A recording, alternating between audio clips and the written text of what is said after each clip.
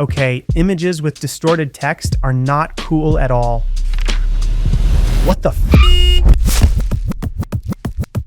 But now, with GPT Image 2, things have changed. To get started, sign into FlashBoards or create an account. This will be our workspace. To create with GPT-2, click on Models. Then search for GPT, and here it is. All models provide useful details such as pricing, generation time for each image, and success rate. After that, select the aspect ratio for your image and the resolution it should have. I recommend 2K to ensure great quality from the start, and then you can upscale the result you like the most. After that, simply write a very detailed prompt, specifying that you want a complex image with a lot of text. I'll generate 3 images to see which result looks the most interesting. And here are the results.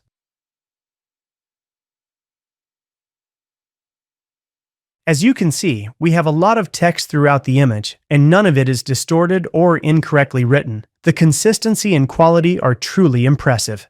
I used the same prompt in older versions of ChatGPT, and as you can see, the difference in quality is striking. I'm sure you've experienced issues with this before, but I can guarantee that with GPT-2, this won't happen again. You ever tried to generate a magazine, an infographic, or a full poster using ChatGPT and got back a visual mess with unreadable text and elements floating in the wrong place? Yeah, that was the limit of the previous generation. With GPT Image 2, that changed. Older models struggled with dense layouts. The new model can now generate these images with a high level of accuracy. Let's put it to the test. I'll be using a few different prompts to generate images with really dense layouts. Here are the results.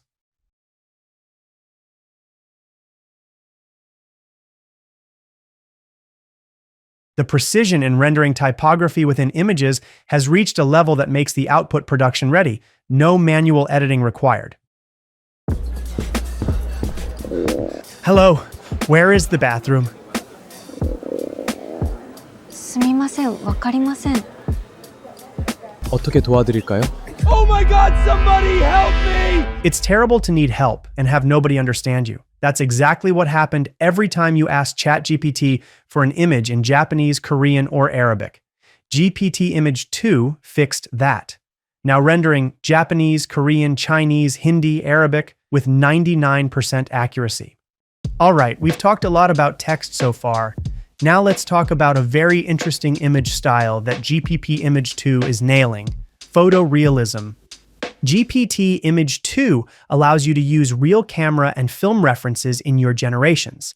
You specify a Contax T2, a Canon 5D, Kodak Portra 800 film, and the model actually understands what that means visually. The grain, the colors, the lens characteristics, the way light falls on a subject, all of it gets translated into the image with striking accuracy.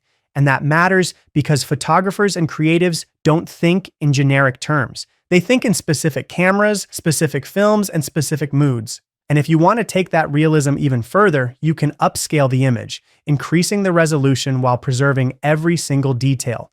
To do that, select the image you want to enhance, change the resolution to 4K, and add the same simple prompt I just used.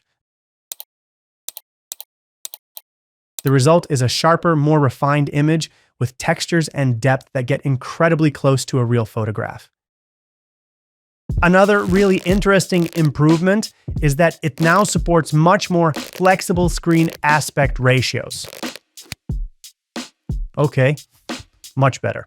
GPT Image 2 now goes up to 3:1 wide and 1:3 tall. In practice, that means you can generate images built for any format. Wide banners for websites, vertical stories for social media, wallpapers, video covers, digital billboards, all with the right proportions, no cropping or distorting needed afterward. Sounds simple, but it makes a huge difference in the creative workflow. GPT Image 1.5 versus GPT Image 2. We've already seen that GPT Image 2 is way ahead of GPT Image 1.5, but let's run a few more tests using the exact same prompt on both versions and seeing what comes out. I put together a few very different images so we could run some comparisons. This first prompt asks for a highly complex image, lots of information, text, elements, and details. Quite a challenge. Version 1.5 delivers a visually beautiful result, but with the classic text errors and distorted elements we've all seen before.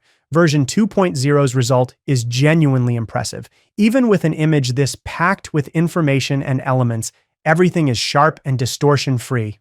I don't think anyone would disagree with me when I say 2.0 won this round. KO! Winner!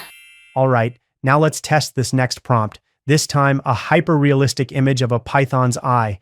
Version 1.5 looks great, but also very artificial. Not that that's necessarily a problem, we are generating it with AI after all. But producing an AI image that doesn't look artificial is exactly what the market demands most, especially when it comes to photorealism. Version 2.0, on the other hand, is significantly more realistic, with details that could convince anyone they're looking at a shot taken with a professional camera. The detail is incredible. Let me know if you agree in the comments below. That makes it 2-0 for version 2.0. KO! Winner! Now, a prompt to generate a mini manga with 6 scenes. And wow, both results came out incredible. Version 1.5 delivered the concept well with a really beautiful aesthetic. However, you can notice some inconsistencies across the images. For example, the robot arm looks one way in the second scene with lots of detail, but in the third scene it looks slightly different and is missing some of those details. In the fourth image, the collar of his shirt sits like this, and in the fifth, new details appear that weren't there before. Am I being too picky? Maybe, but I guarantee there are plenty of perfectionists out there who would notice the exact same things. Consistency across scenes is crucial, and depending on what you're creating, that kind of issue simply can't happen.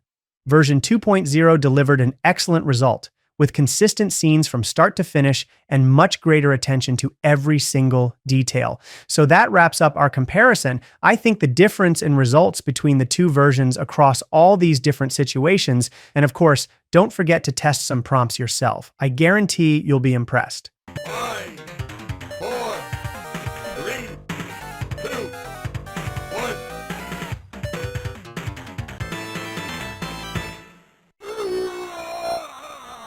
A detail that often goes unnoticed, but makes a huge difference in practice. GPT Image 2 has a knowledge cutoff of December 2025. That means it can generate more contextually relevant and accurate outputs, recent logos, current cultural references, recent events, all much closer to the real world of today than previous versions could ever deliver.